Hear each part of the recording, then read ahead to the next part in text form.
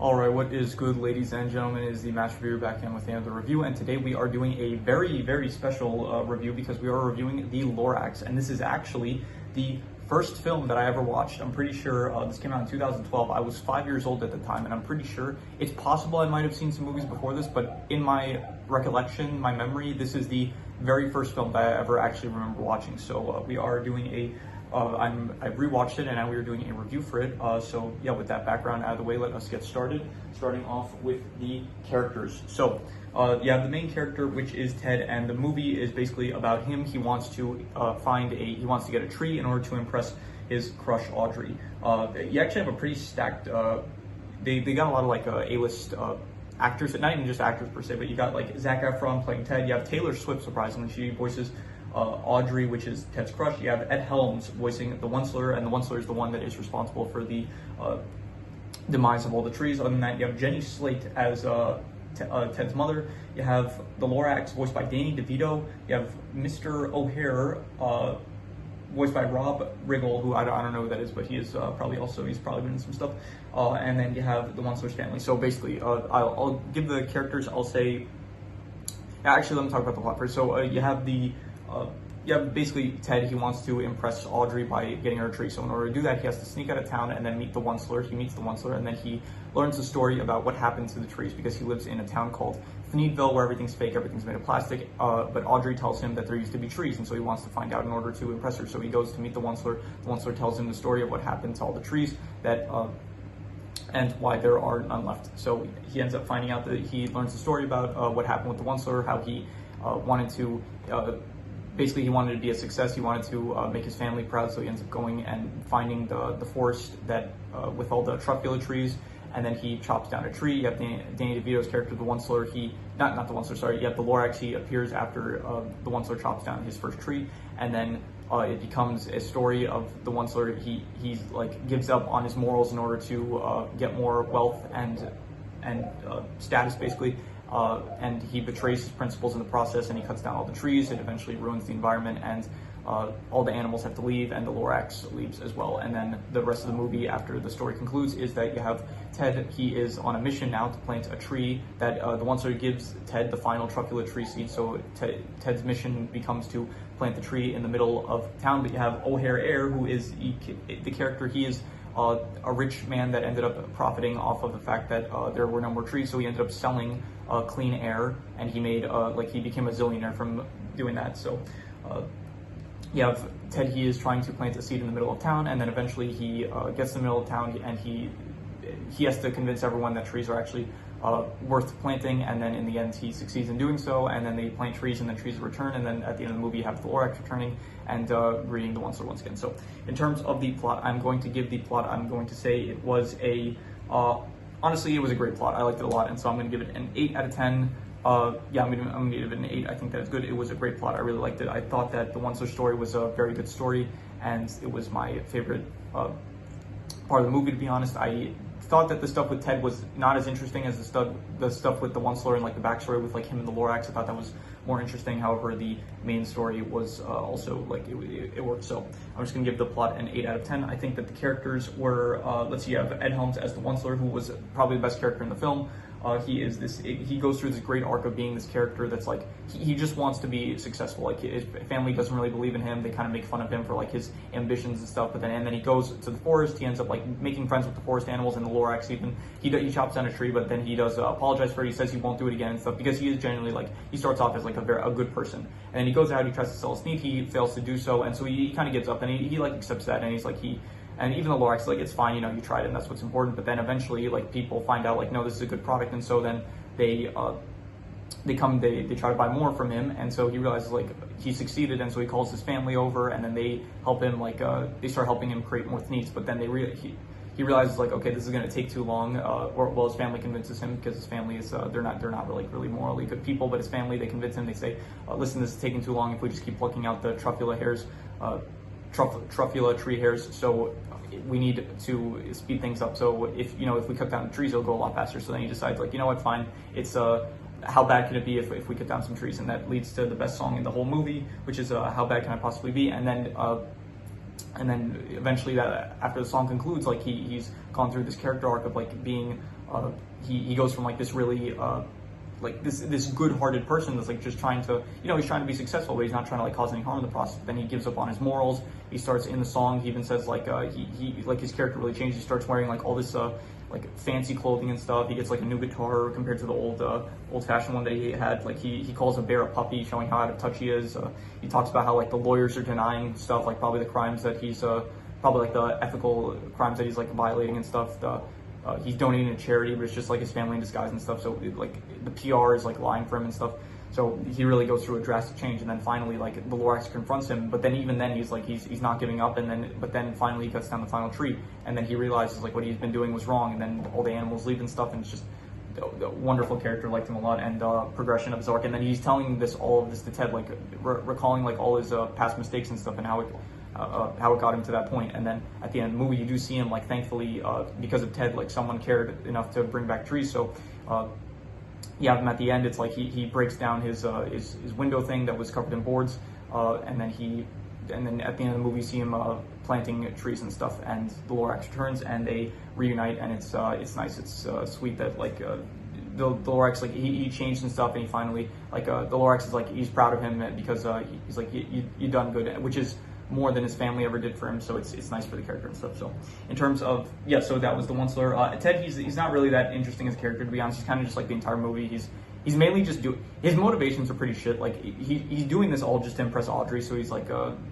which is fine. I guess like towards the movie he does end up like caring more for the trees, but he starts off like kind of shallow. And as a lead character, it's just I didn't really care for him that much. O'Hare, he plays like just a typical like businessman that's just trying to like make profits and stuff. So also him, he's like just fine. Audrey, she's just someone that cares about trees. You have Granny Norma, who's fine. I guess she's just like the one that she's like the one that tells Ted initially about the Onceler, and I guess so thanks to her, I guess the movie happened. I guess other than that, you have Ted's mom, who's fine, I guess, and yeah, no one else really. You have O'Hare's bodyguards, which there's nothing to say about them really. You have the Onceler's family, who they're just really, they're like, they don't believe in the Onceler. They think of him as a failure and stuff, and then when they realize, oh no, he's successful, it's like they leech off of him and stuff, and they're just very not morally great people. And even after, like they still say like you're a failure and stuff, even though like he became like extremely rich, and so I don't know like why they're calling him a failure and stuff. Like even if he cut off all the trees and stuff, like he is still rich, I assume. So I don't know why they'd be calling him a failure. So in terms of the characters, I'm going to say just the Onceler himself, like the Onceler and the Lorax. I completely almost forgot to talk about the Lorax, but Danny DeVito's Lorax, he's good. It's really great how it's like he's this comedic character, but the intro, like when he first is introduced in the movie, you see him like there's nothing comedic about when he's like first introduced. Like I guess they do a joke where it's like he pops out of the stump and stuff, but after that, it's like he sees the tree was cut down. It's like it's genuinely like he's sad about it, and so he like does like a memorial for the tree where it's like he puts rocks around it. So it's like genuinely nice when he shows up, and then throughout the movie, like he is like a comedic character, but at the same time, it's like he's first upset at the Onceler, but then they kind of like become close and become like very good acquaintances and stuff. But then after a while, it's like the Onceler, he starts giving up on his morals, and then he changes as a person, and then the Lorax is just like he has to face all of this. He's like he's watching all of this unfold, and by the end, it's like he's just like sad, and he's like he tries to confront the Onceler one last time, and then but he sees like how far he's gone and he's just completely given up on everything that he he just completely does not care at this point, and he just is still willing to, even if he could keep going, he would have kept going. So he's just like sad, and then eventually like, the Lorax is like, look, this is what happened, and so it's like he ended up leaving, and it was great. The Lorax and the Onceler are great characters. I didn't really care too much for anyone else, to be honest. So because of those two characters, I'm gonna give it them probably. I'll say like they were amazing characters, but then everyone else was just like. I guess decent characters, so I'll average it out to say about like it would be like between an 8.5 to a 5.5, and I don't think that averages out nicely, so I'm just gonna call it a well, actually I think it would average out to like it wouldn't average out to a 6.5, right? No, it wouldn't. It would average out to a 7, I think it would. Pretty good, but I'm gonna be generous and give it a 7.5. I'm gonna go with very good. I would say that the characters were very good just because of the Onceler and the Lorax. Everyone else kind of drags them down, but just because of those two characters, I'm just going to call it 7.5. In terms of the setting, it's actually really nice. You have Thneedville. So Thneedville, it's like a very, it's a fake town and stuff. It's all plastic and stuff, but it's got like a nice Dr. Seuss kind of vibe to it. And And other than that, you do have the actual forest area before it gets destroyed with the truffula trees. It looks very, very, very nice, I would say. So I would give probably the settings a solid of, I'm thinking between a 7 to a 7.5, I would say, and I'm gonna go with a, I'm gonna be harsh with this and just give it a 7 out of 10. I would say that the settings were pretty good, I'll say. In terms of the art style, it is Illumination. I think this came out after Despicable Me, so at this point they are still kind of like, I think it's one of the first movies of Illumination, so they are still finding their footing. It definitely does not look as like crisp and clean as some of the Illumination stuff nowadays, but so I'll say that the art style is, it's not great, but it works best for like, I guess, I don't know, the music sequences, I guess it works well for, but other than that, I'm gonna give the art style like a 5.5. It's decent, but nothing great, to be honest. In terms of the comedy, there were a lot of good lines, I will say. There were some good lines from a lot of the characters. There's no real like jokes or anything. I don't think I laughed out loud at any point in the movie, but there are still some good lines, and because of that, just for the good lines here and there, I'm gonna give it a I'm gonna go with a 5.5 for decent for the comedy. In terms of the music, I really like the songs in this movie. They were great. The intro with the introduction of Themeville and stuff, very good. The Let It Grow song at the end, How Bad Can I Possibly Be? Absolute banger. If you haven't heard it, you got to go listen to it. Even if you did listen to it, go back, listen to it again, watch the music video for it. It's great.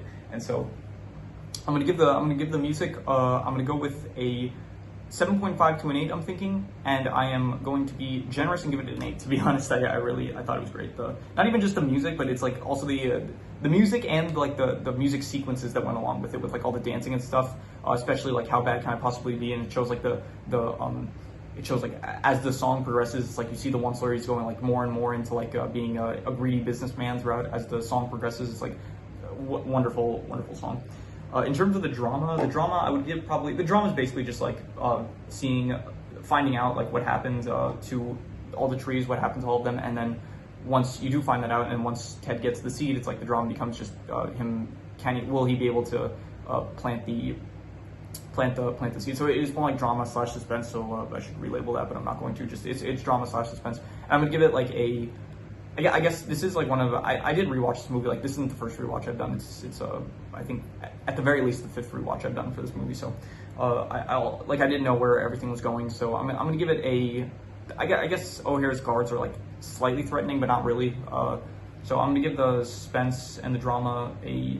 I guess like the stakes are high because if he doesn't manage to plant the seed, then that's like really bad and stuff. But I will say they didn't do the greatest job of like showing the negative impact of not having trees. Like they did show that, like for the animals, I thought it was good, like where it shows the rivers get polluted and the sky also gets polluted and stuff, and the bears like they have no fruit from the trees and stuff. So that was good. But I felt like for the humans and stuff, they didn't really show enough negative impacts for it. It's like they do have to buy air and stuff, but at no point did they show like people like coughing or anything. Like they never showed like if they showed more times like people like were like struggling because of the pollution and stuff, like some people that couldn't afford the air, maybe it's like they were coughing and stuff. I thought that would have been good. What else? They showed like one kid who was glowing and stuff, but other than that, it's like they really didn't show any negative impacts for the humans. So I kind of wish that they did something a bit more for that to like really hammer home like, yeah, this is a bad thing, like what's going on, because like they're like it's not perfect. It's like, yeah, but what are the negatives that we're seeing? Just like you have to buy air, which from what we saw, like pretty much everyone can afford, and I guess that a kid was glowing and that was it. So I don't know if they did more to show the negative impacts, it would have been more dramatic, I guess, and more suspenseful. So I'm just gonna give the suspense / drama. I'll give it a I don't know, a 5.5, I guess, just for the. Actually, no, because the actual backstory of like what happened to the trees, I guess it was pretty dramatic and stuff. So I'll go with a 6 out of 10. I guess it was above average, so I think that's good. In terms of the worst thing, I think the worst thing is just probably, I don't know, I don't really get, once again, just Ted and stuff. Like I didn't care for him as like a lead character, to be honest. So because of that, like Ted, Audrey, I don't really care for. Ted's mom, Granny Norma, I don't really, none of the character, like none of the plot that doesn't have to do with like the Lorax or the One Star, I didn't really care for it as much. So, but it's not bad. I'd say I'll just give it like I'll go with like a 5 out of 10. Like I'm thinking maybe a 5.5 to a 5.5, but I'm going to be harsh and just give it a 5 out of 10. I'd say it was not good, but not bad either, I'll say. In terms of the best thing, it is absolutely just the One Star's character and his progression as a character. I liked his arc. I thought it was probably amazing. I'd say between an 8.5 to a 9, honestly, between amazing and incredible. And I'm going to be harsh and just give it an 8.5. I'm going to go with 8.5, but I still think that his character arc was just amazing. I liked it a lot, and yeah, like just wonderful character. Liked it. Just his character arc was great, and yeah. So I'm going to go over a few extra notes I wrote down. I do notice, like, watching this is a movie that, like, I did watch it when I was like 5 years old when it came out in theaters, and it is very different watching like these kind of movies on rewatch, like as a grown up and stuff, and like noticing more stuff. It's like I didn't really pay attention to the lyrics of the songs when I was a kid, but listening to them now, it's like it does. I do get a different perspective on it, which is nice. So yeah. As a kid, I thought that the marshmallow scene was like the bear, he ends up ripping the marshmallow bag open, and then all the animals, they started eating marshmallows and stuff. They showed an exaggeration in the film where it's like the entire area was filled with marshmallows. For some reason, as a kid, I thought that was like literal and not just like a figment of the animals' imaginations and stuff. So I thought that was literal. So I was like trying to piece together in my head, like, how is that possible? Like, how is this happening? How is it that like the entire forest just got filled with marshmallows when we only saw like 2 bags get ripped open? So I was like, yeah, that puzzled me as a kid for some reason.